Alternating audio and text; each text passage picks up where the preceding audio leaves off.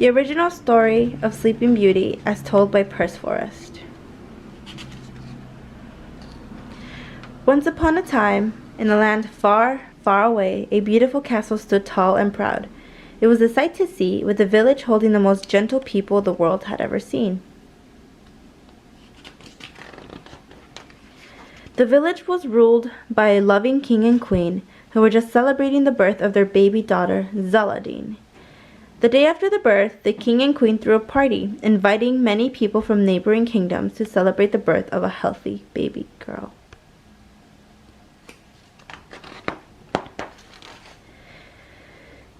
It was a lovely birthday bash, and luckily to their surprise, 3 goddesses showed up.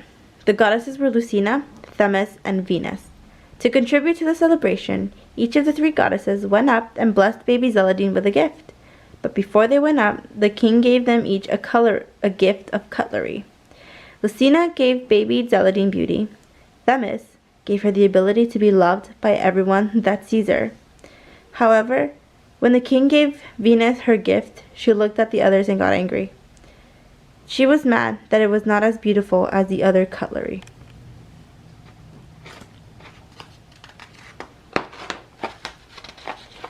Enraged by this, she cursed baby Zeladine to a long sleep that she would not awaken from when she pricked her finger on a flax.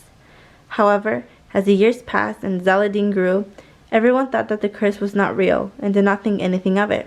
That is, until she turned 16 and pricked her finger on a flax, triggering her curse.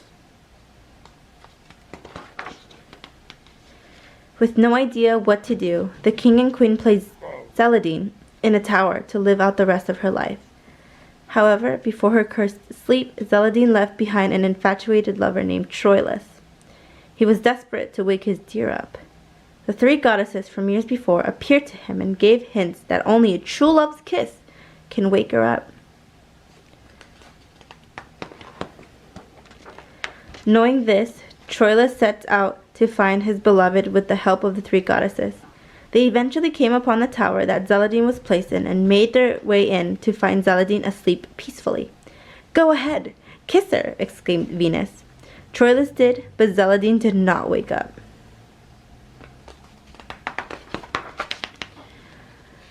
Troilus was sad and frustrated that his beloved did not wake up.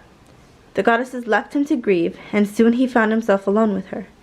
Frustrated, but also mesmerized by her beauty, he kisses her again, and then he rapes her.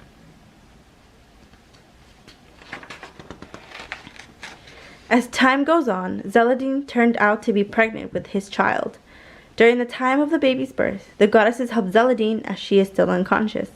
Zeladine gives birth to a baby boy who, while searching for her breast, finds her finger and sucks on it. The sucking releases the flax and Zeladine wakes up.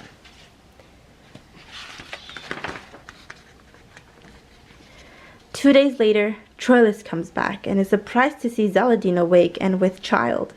She is very confused and starts asking questions, and he confesses that the child is his, and without any more explanation, he takes her back to his home and marries her. They live happily ever after, but not really.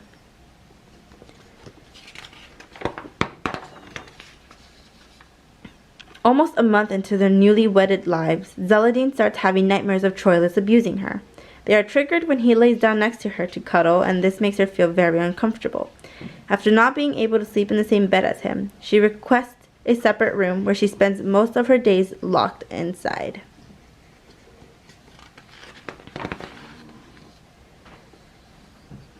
As the months went by, it is revealed that the tower Zeladine was staying in was being turned into a historical museum to remember the sleeping princess by. However, when Zeladine made her grand appearance, there was a look of discomfort on the princess's face. The discomfort was even more noticeable as she made her way inside the tower and into the bedroom, where many villagers took note of the excuses she would make as to not go into the room.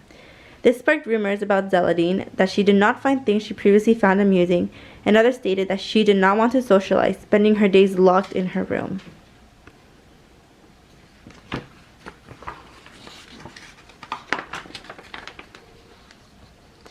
Worried by their daughter's actions, her parents demanded the village doctor go and seek their daughter to diagnose her and bring her comfort.